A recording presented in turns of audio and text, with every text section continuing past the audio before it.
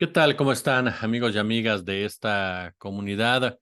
Pues sí, de verdad que impactan las imágenes dadas a conocer el día de ayer, en donde observamos cómo un grupo de personas recibe con aplausos, con porras, con gritos a comandos del cártel de Sinaloa en la frontera entre México y Guatemala, justamente ya en territorio chiapaneco.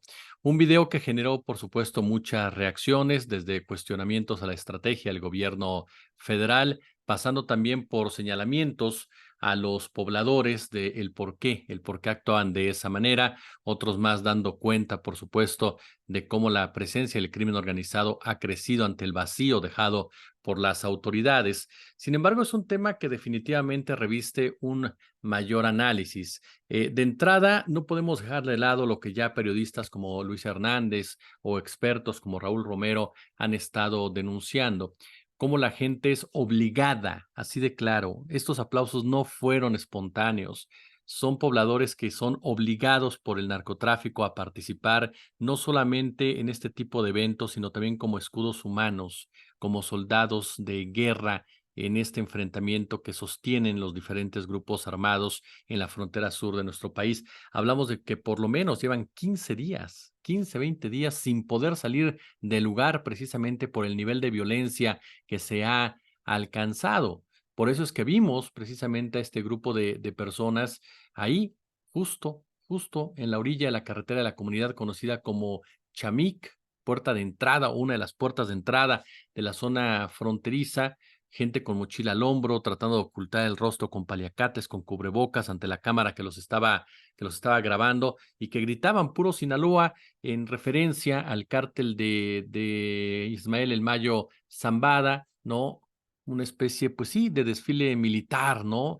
En donde pasaban estos comandos, estas camionetas adaptadas como tanquetas de guerra y a bordo de ellas hombres con uniforme tipo militar que llevaban metralletas y otras armas largas, en un mensaje directo al cártel de Jalisco Nueva Generación, que tiene por lo menos 3, 4 años que llegó a esta zona, que ha estado disputando precisamente este territorio, un enfrentamiento que se ha ido agudizando en una guerra, ¿no?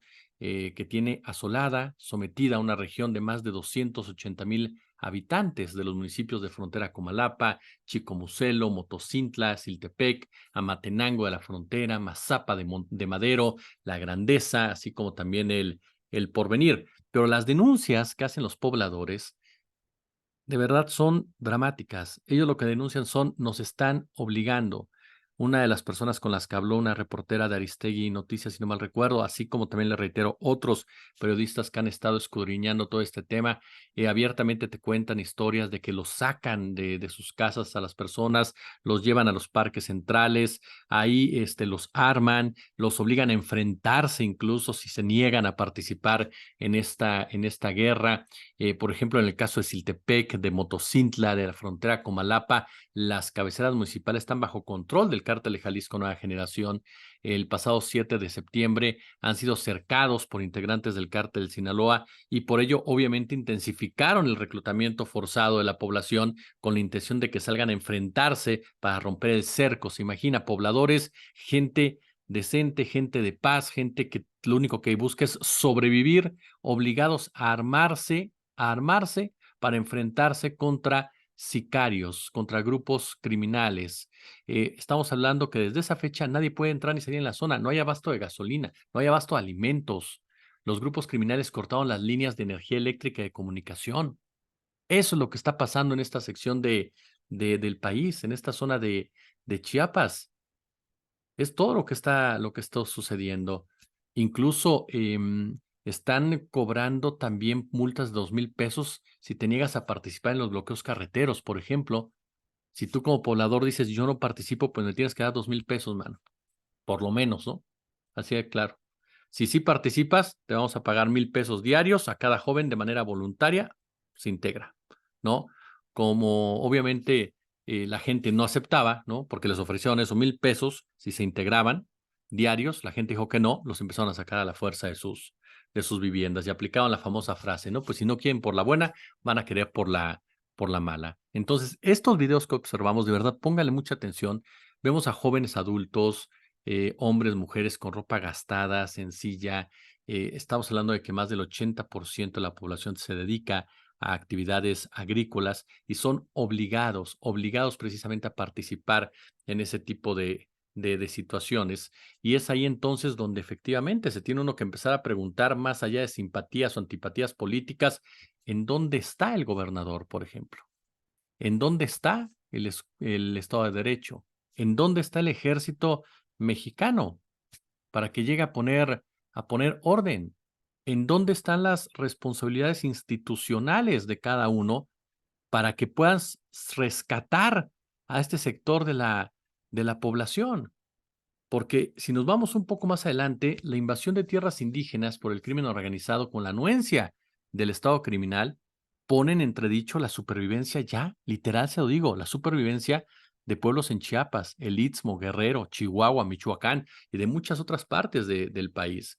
Porque caray, vámonos un poco más a fondo, sin demérito, obviamente, del historial terrorista, ¿no? Acumulado durante décadas por el Premio Nobel de la Paz, asesor de la Rand Corporation y consejero de Seguridad Nacional del Imperio, Henry Kissinger, pues conviene no perder de vista a esta nueva generación de asesores, geoestrategas, visionarios paranoicos, formados definitivamente con esmero belicoso, con una dedicación brutal en los centros de estudio de guerra naval y con luz verde del Pentágono para rediseñar estrategias y control de territorios. Territorios, de este punto es muy importante entenderlo, territorios sin industria, pero con grandes recursos para extraer del subsuelo y donde predominan la pobreza, las enfermedades, el conflicto y que deben de ser definitivamente, ojo con eso, lanzadas al caos. Ojo con este punto. Este concepto fue herencia de el maestro y antecesor de Kissinger, este hombre de apellido Brzezinski, si no mal recuerdo, y que es otra joya de la necropolítica imperial de los Estados Unidos, también conocido como el arquitecto del caos.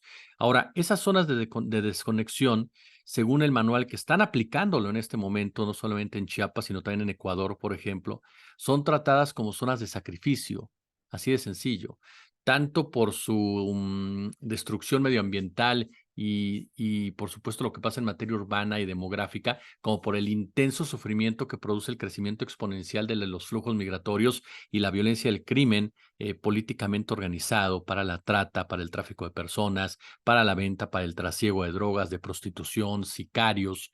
Estamos hablando de constructoras sociales, económicas, aún firmemente ancladas en la raíz colonial, en pocas palabras, ¿no? Es decir, racismo, privilegios caciquiles, corrupción.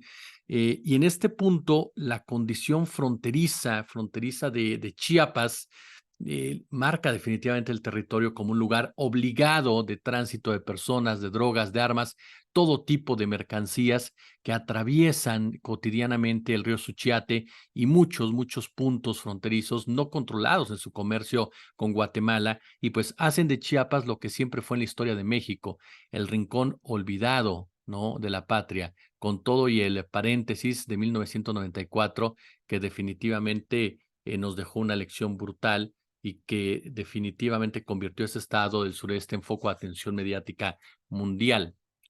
Pero el subsuelo chiapaneco es codiciado y ese es el fondo de toda esta violencia que vemos. No es la disputa del cártel de Jalisco, el cártel de Sinaloa. No, no, o sea, sí, pero estos cárteles no son solamente los sicarios.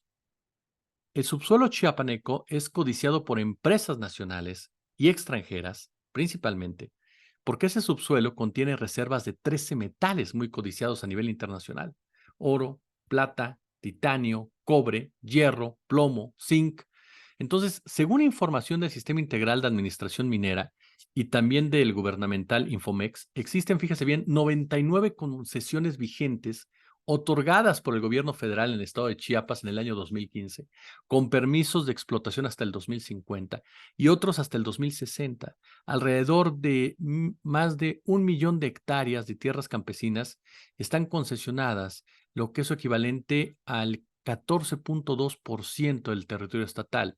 Eso es lo que está oficialmente registrado, porque hay muchas, por supuesto, muchas explotaciones mineras trabajando en la ilegalidad, así como concesiones otorgadas por el gobierno en la reserva de la biosfera El Triunfo. El gobierno de Peña Nieto fue el principal responsable de ello. Y estamos hablando de municipios de unas 81,000 habitantes, alrededor de 22,000 viven en la cabecera municipal del mismo nombre.